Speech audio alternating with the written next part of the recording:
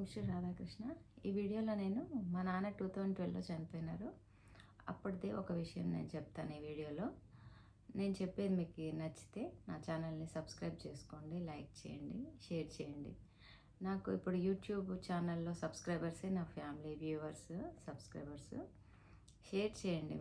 మీరు నిజంగా ఒక ఫ్యామిలీని ఎవరైతే సబ్స్క్రైబ్ చేసుకొని కామెంట్స్లో కానీ అట్లా సపోర్ట్ చేస్తారో మా ఫ్యామిలీని నిలబెట్టిన వాళ్ళు అవుతారు. నాకు ప్రజెంట్ యూట్యూబ్ ఛానలే నా ఫ్యామిలీ. నాకు నా పిల్లలకి మీరే సపోర్ట్ సిస్టమ్. ఇప్పుడు ప్లీజ్ సబ్స్క్రైబ్ చేసుకోండి. మీకు కరెక్ట్ అనిపిస్తే సబ్స్క్రైబ్ చేసుకోండి, షేర్ చేయండి. Thank you. అయితే 2012లో మా ఫాదర్ 10లో పెరాలసిస్ అటాక్ అయింది, 12లో చనిపోయినారు. చనిపోయినప్పుడు మా నాన్న ఫ్రెండ్స్ వచ్చినారు, చావుకు వస్తారు కదా, వచ్చిన వాళ్ళలో కొద్దిమంది నాతో అన్నారు. దగ్గర వాళ్ళు ఉంటారు కదా, నాన్న క్లోజ్ ఉన్న వాళ్ళు, అట్లా తెలిసిన వాళ్ళు, మా ఫ్యామిలీ విషయాలన్నీ తెలిసిన వాళ్ళు, అంకుల్ వాళ్ళు నా దగ్గరికి వచ్చి నువ్వు జాబ్ ట్రై చేయాల్సిందమ్మా, నాన్న సర్వీస్లో ఉన్నప్పుడే చనిపోయారు కదా అనేసి చెప్పినారు. అప్పుడు నేను గ్రాడ్యుయేషన్ ఉంది కదా, ట్రై చేయను బిహెచ్ఎల్లో అనేసి అన్నారు అంకుల్ వాళ్ళు అన్నారు కదా అని చెప్పేసి నేను నాన్నది 10వ రోజు అయిపోయినాక నెలలోపు మళ్ళీ నేను ఇంటికి వచ్చినాను. మా బ్రదర్ దగ్గరికి వచ్చి ఇట్లా అన్నారు అంకుల్ వాళ్ళు, మరి నాకు ఆ సిచ్యువేషన్ నాకు చాలా హెల్ప్ అవుతుంది కదా, అసలు నా పరిస్థితి అసలు బాగాలేదు, ఎంత అన్యాయం చేసిండు కదా నాన్న నాకు అనేసి నేను అంకుల్ వాళ్ళు చెప్తే నాకు కొంచెం ధైర్యం వచ్చింది. లేకపోతే నాకు అసలు ఆ కంపెనీ విషయాలు ఏమీ మాకు తెలియనివ్వరు వీళ్ళు. అసలు మాకేం తెలియదు, బిహెచ్ఎల్లో ఏంటి అసలు ఏమీ తెలియదు మాకు. ఆ కంపెనీలో దసరాకు పూజ అవుతుంది, అసలు మమ్మల్ని తీసుకెళ్ళేవాడు కాదు. అట్లా అసలు కంప్లీట్గా ఒకలాగా ఉండేవాడు మా నాన్న. అంకుల్ వాళ్ళు చెప్తే నాకు ధైర్యం వచ్చి నేను మా బ్రదర్ని వచ్చి అడిగితే అట్లా ఏం లేదు, అసలు అట్లా వచ్చే ఛాన్స్ లేదు అనేసి అన్నారు. సరే ఒకసారి అంకుల్ వాళ్ళు చెప్పినారు కదా, ఊరికే అయితే చెప్పరు కదా అనేసి నాన్న ఫ్రెండ్ యూనియన్ లీడర్ రాజు అంకుల్ ఉన్నారు, అప్పుడు తను లీడర్గానే ఉండే యూనియన్ లీడరు. రాజు అంకుల్ నాకు కూడా తెలుసు, ఎప్పుడు మాట్లాడలేదు కానీ రాజు అంకుల్ అంటే తెలుసు అనమాట. రాజు అంకుల్ని మాట్లాడతాను అనేసి అంటే సరే వెళ్ళి కనుక్కోండి అనేసి అన్నాడు మా బ్రదరు. నేను నా హస్బెండ్ని తీసుకుని వెళ్ళాను. నేను వెళ్ళింది నా హస్బెండ్కి జాబ్ అడగడానికి వెళ్ళిన. ఇతను ఐటీ చేసినాడు, ఐటీ చేసి ఉన్నాడు కదా, అప్పుడు ఎప్పుడు 95కి ఐటీ కంప్లీట్ అయిపోయింది. అయితే నాకు ఐటీ ఉన్నా కూడా జాబ్ పెట్టించలేదని ఎప్పుడు గొడవ చేస్తాడు ఇతను.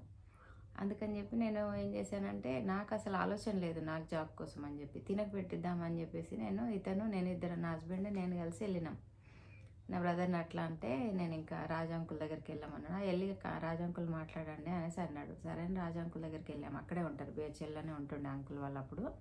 ఇప్పుడు ఉండట్లేదంట అంకుల్ వాళ్ళు, అది అప్పుడు ఉంటుండే. నేను ఇతను వెళ్ళి అంకుల్కి ఇతను ఐటీఐ సర్టిఫికెట్స్ ఉంటాయి కదా, అవి చూపించి చూడండి అంకుల్, ఐటీఐ ఉంది, అసలు జాబ్ పెట్టించలేదు నాన్న, మేము ఎన్ని కష్టాలు పడుతున్నాము, తన కోసం ఎంత చేసినాం కదా మేము, ఆ ఇంటి కోసము నేను ఎంత చేసినాను, అసలు అతనికి పెట్టించట్లేదు నాన్న, పెట్టించలేదు, చూడండి అంకుల్ ట్రై చేయండి అని చెప్పి నేను అంకుల్ని రిక్వెస్ట్ చేస్తున్నా, సర్టిఫికెట్స్ చూపించి ఇంకా ఎంత అన్యాయం ఇట్లా అనేసి మాట్లాడుతున్నా అంకుల్తో, అన్నీ చెప్పి బాధపడుతున్నా, నేను రిక్వెస్ట్ చేసుకుంటున్నా. నా హస్బెండ్ మటుకు అసలు ఒక్క మాట కూడా అతన్ని అంకుల్ని రిక్వెస్ట్ చేయట్లేదు, అసలు మాట్లాడట్లేదు, ఏమి ఊరికే వచ్చి నా పక్కన కూర్చున్నాడు అంతే. అతనికి జాబ్ చేయాలని ఉందా లేదా అని కూడా అప్పుడు నేను కూడా అతన్ని అడగలే, అసలు అట్లా వచ్చాడు అంతే, కూర్చున్నాడు. నేను చేయనని లేదు, చేస్తాను లేదు, అంకుల్ అసలు రిక్వెస్ట్ చేయట్లేదు, ఏం మాట్లాడలేదు. అట్లా అంకుల్ రిక్వెస్ట్ చేసినాను నేను. అంకుల్ అన్నాడు అట్లా వచ్చే ఛాన్స్ లేదమ్మా, అట్లా రాదు జాబు అనేసి అంకుల్ అన్నారు. అంతే, ఒక 10 నిమిషాలు ఏమో మాట్లాడాము, వచ్చేసినాం అంతే.